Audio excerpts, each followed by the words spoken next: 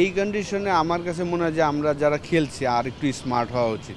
এই সেম কন্ডিশনেই যদি আপনি বড় কোনো টিম লাইক সাই হোপ যেভাবে ব্যাটিং করেছেন, একটা বলও কিন্তু মনে হয়নি যে ডিফিকাল্ট হচ্ছে, চমৎকারভাবে যেখানে বল উইথ দ্য স্পিন সেভাবেই খেলছেন। কিন্তু আমাদের প্লেয়াররা নিজের কন্ডিশনে বা নিজের ইনিংসটা কীভাবে বিল্ড করব বা টিম কি চাচ্ছে এই মুহূর্তে, ওই জিনিসগুলো আমরা এখনও রিয়েলাইজ করি না আমার কাছে মনে হয়। তো এটা যদি করতে পারে তখনই কিন্তু দেখেন 207 বা 211 রানের জায়গায় 13 রানের জায়গায় এটা কিন্তু 250 270ও করা সম্ভব। আমাদের প্রত্যেকটা ব্যাটসম্যানই কিন্তু দেখেন সেট হয়েছেন, বল খেয়েছেন, তারপর উইকেটটা থ্রো করে এসেছেন। যদি তারা আরও কন্টিনিউ করতো যে 40 ওভার পর্যন্ত আমি খেলি, আমাদের উইকেট হারাবো না, তাহলে কিন্তু আপনি অটোমেটিক 3 রান করে করার চিন্তা করলেও আপনি যখন খেলবেন 100টা বল খেলবেন আপনার তখন কিন্তু অটোমেটিক পরের 40টা রান আপনি 20 বলে করতে পারবেন। সেই জায়গাটাই মিসিং ছিল। এই মুহূর্তে যেহেতু বাংলাদেশ ওয়ার্ল্ড কাপ ডাইরেক্ট যদি খেলতে হয়, 9টা টিমের মধ্যে যদি থাকতে হয়, must win game every game, কারণ লাস্ট 14টা ম্যাচে মাত্র আপনি 3টা উইন করেছেন। সেই কারণেই কিন্তু আসলে লাস্ট 7-8-10 বছর ধরে যে কমপ্লেন যে মিরপুরের উইকেটটা চেঞ্জ করা উচিত, সেটা করা হয়নি। তো কিন্তু আমি আশা করব যে সিরিজটা জিতার পরে যখন আমরা আয়ারল্যান্ডের সাথে খেলবো, সেখানে যেন ট্রু ব্যাটিং উইকেট হয় এবং সাহসী ডিসিশন যেন নিতে পারে যে টস জিতে ব্যাটিং করা। যেটা আমরা দেখেছি যে নেদারল্যান্ডের সাথে কিন্তু আমরা সাহসী ডিসিশন নেইনি, আমরা টস জিতে বোলিং করেছিলাম যেন ওরা কম রানে অল আউট হবে, আমরা ম্যাচগুলো জিতবো। তো আপনার প্রিপারেশন নিতে হবে, আইসিসি ইভেন্টে ভালো করতে হলে আপনাকে ভালো প্রিপারেশন সবসময় সব জায়গায় নিতে হবে।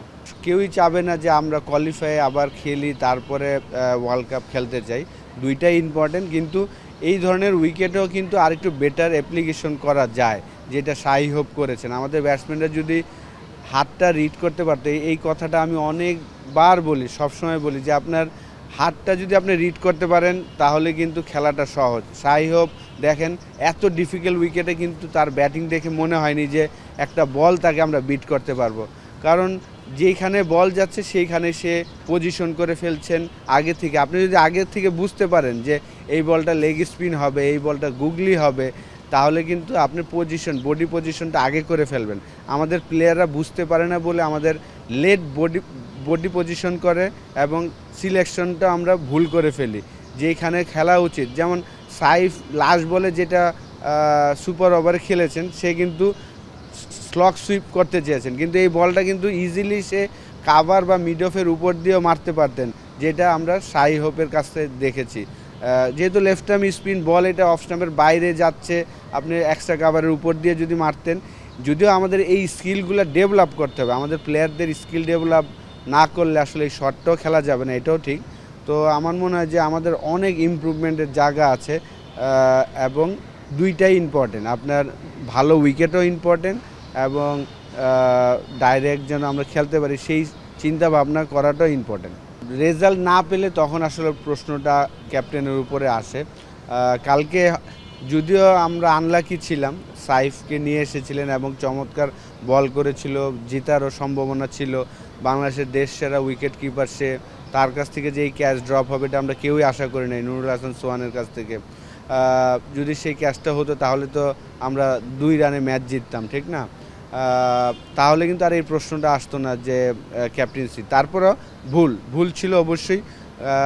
তার ভুলটা যেটা ছিল, সে আগেই ভেবেছে যে আমি খেলা 49 ওভারের মধ্যে শেষ করে ফেলবো, সেই কারণে সে 50 ওভারে কাকে বল করব, লাইক মুস্তাফিজের 2টা ওভার ছিল, তাকে ওই প্ল্যানিংয়ে সে রাখতে পারেনি। ভুল তো এটা ডেফিনেটলি ভুল ছিল। আমার কাছে মনে হয়েছে যে আমাদের সুপার ওভারে যেটা দেখলাম যে আমাদের হেড কোচ একদমই ইনভলভ ছিল না, হেড কোচ একদমই চুপচাপ ছিলেন। সালাউদ্দিন ভাই এবং মিরাজ কি দেখলাম যে তারা ডিসকাস করছিলেন এবং সেই জায়গায় ডিসিশন যেটা নিয়েছেন অবশ্যই জিতলো আমার কাছে মনে হতো যে রং, এই কারণে যে ওই দিনে একটা ছেলে আপনার 270-80 স্ট্রাইক রেটে ব্যাটিং করেছেন এবং অপোনেন্টে তারা স্পিন বল করবেন, এটা আমরা সবাই জানি। সেই জায়গায় রিশাদকেই আসলে নামানো উচিত ছিল এবং লাস্ট টি-20 টুর্নামেন্ট যেটা হয়েছে বাংলাদেশে বিপিএল, সেখানে দেখেছি যে নুরুল হাসান সোহান এক ওভারে 26 রান নিয়ে ম্যাচ উইন করিয়েছিলেন। তো সেই দুইটা প্লেয়ারকে আপনি ইউজ করেন নাই এক ওভারের খেলায়, এটা তো অবশ্যই হাস্যকর ছিল। কারণ যাকে আমরা টি-20 দলেই রাখি না, তাকে আপনি এক ওভারের খেলায় নামাচ্ছেন, এটা তো অবশ্যই হাস্যকর একটা ডিসিশন ছিল। আমার কাছে মনে হয়েছে যে যেহেতু আমাদের কালচারে আমরা ভেবেছি যে তাকে না নামালে হয়তোবা সে মাইন্ড করবে, এই বিষয়টা মনে হয়েছিল। সমালোচনা কোচকে নিয়ে, আমাদের টিমের মতন টিমকে কোচিং করানোটা ডিফিকাল্ট।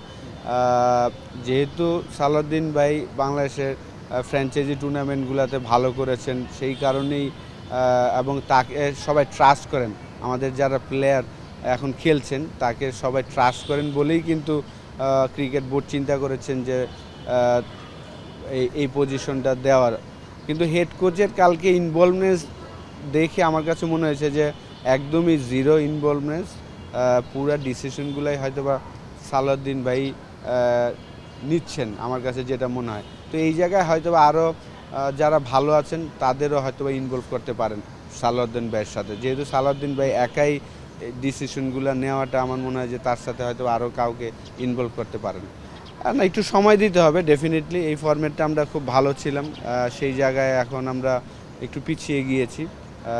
যেহেতু মুশফিক, মাহমুদুল্লাহ, তারা দুইটা মেন প্লেয়ার ছিলেন আমাদের মিডল অর্ডারে, এই দুইটা প্লেয়ার সরে যাওয়ার পরেই আসলে আমরা স্ট্রাগল করছি। তাদের জায়গায় যারা খেলছেন তারা এখনও ওইভাবে তাদের বেস্ট পারফরমেন্সটা মেলে ধরতে পারছেন না। এক ম্যাচে খেলছেন, দেখা যাচ্ছে যে 2-3 ম্যাচে ফেল করছেন। কিন্তু ইন্টারন্যাশনাল ক্রিকেটে আপনার এভরি সেকেন্ড ইনিংসে যদি আপনি ভালো না করতে পারেন, আসলে ডিফিকাল্ট। তো আমি আশা করব যারাই খেলছেন তারা যেন এভরি সেকেন্ড ম্যাচেই যেন পারফর্ম করে, এবং তারা যেন তাদের ইনিংসটা কীভাবে বিল্ড করতে হবে, টিম কি রিকোয়ারমেন্ট, এই জিনিসটা যেন তাড়াতাড়ি বুঝতে পারে। কারণ আপনি যদি অঙ্ক না মিলাতে পারেন তাহলে কিন্তু আসলে রেজাল্ট পাওয়াটা ডিফিকাল্ট। কালকে আপনি যদি দেখেন যে সৌম্য সরকার 46 রান করে আউট হয়েছেন 30 নম্বর ওভারে, আরও 20টা ওভার ছিল। সে যদি নেক্সট 15টা ওভার ব্যাটিং করতো, 2 রান করেও করতো, তাহলে 30 রান। তো 30 রান আর 46, তার মানে 76, আর 24 রান লাগতো 100 করার জন্য। পরের 5 ওভার থাকতো হাতে, আপনি যদি 15 বলে 24 রান করতেন তাহলে কিন্তু আপনার 100 রান হয়ে যায়। তো এই অঙ্কগুলোকে আপনাকে হিসাব করতে হবে, কারণ আপনি কিভাবে ইনিংসটা বিল্ড করবেন, এই উইকেট কি চাচ্ছে, এটা যদি আপনি না বুঝতে পারেন তাহলে আসলে রেজাল্ট পাওয়াটা ডিফিকাল্ট।